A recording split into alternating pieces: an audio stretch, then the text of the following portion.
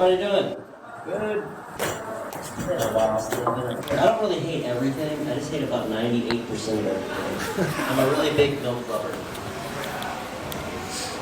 That's a very true statement. I hate just about everything. But I only like 2% of things. Like I only like about 2 things. 2% about anything Republicans say, Democrats say. 2% about anything my mom says. My dad says. I like about 2% of the shit I say. Yeah, that's how much. Probably after the show, I'll be sitting there and be like, man, that was probably the stupidest performance I've ever done. Stupidest fucking performance I've ever done. And I'll start criticizing, and then I'll be fucking mad that I'm criticizing. That's just how I'm wired. I do know one thing. I'm one of the people that hate the movie you're talking about, the 50 Shades of Grey movie. Personally, whenever I'm stalking someone, the police are called. I'm just trying to figure out how he got away scot-free for at least 3 hours without not one cop showing up. Not one cop showed up the one other time. I tried that shit at work the other day, and they had like a whole meeting. Everybody showed up. There was sexual harassment training. Like, what the fuck? And some things just does not click in my head. Like, for instance, I was getting in an argument with a girl. She's the one that first brought up that movie to me. She's just like, it's the most hottest thing you can think of. And I was like, what? She's like, the 50 Shades of Grey movie, it's hot. It's like every woman's fantasy. And I was like, what, being tied up and beat to death? I fucking love that fetish too. When can we start? Because I would love to beat some sense into your stupid ass. I was just like, the last guy that did that, you probably fucked for. You know, it's just me though. I do like how some women, whenever you're talking to them, they're just like, I'm extremely tight, and then you open up their legs and it's like 50 Shades and let me explain. like literally that's how it is. It's just like, well, who was the last person you were with actually? You.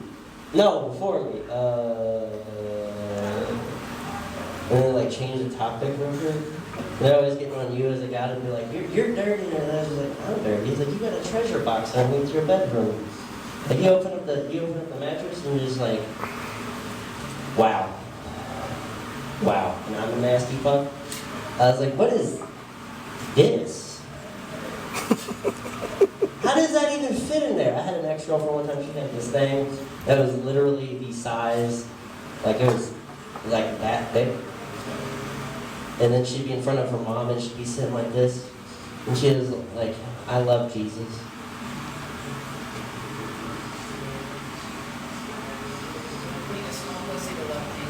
I know, I was just like, wow.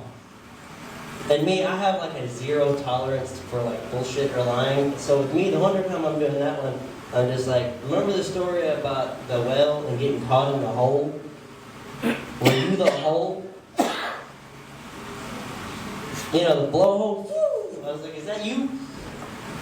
Oh my God, there's just so much. One of the things I remember when I first started doing comedy is that I remember big fat Jewish guy, he was just like, whatever you do, never ever talk bad about religion, and never will. Well, fuck that, I'm gonna actually prove that theory wrong.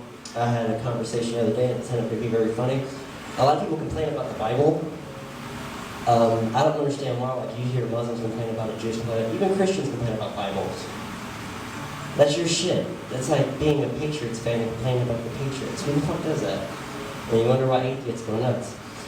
I want to play the Bible because y'all should be happy about the Bible for one, because if you change the characters a little bit, it'd be over with. Good examples, if you take this back to Genesis, and it was not Adam and Eve, it was Adam and Chris, not Chris, that'd be funny too. But if it was Chris and Eve, the Bible would have been over with right there. I'll explain why.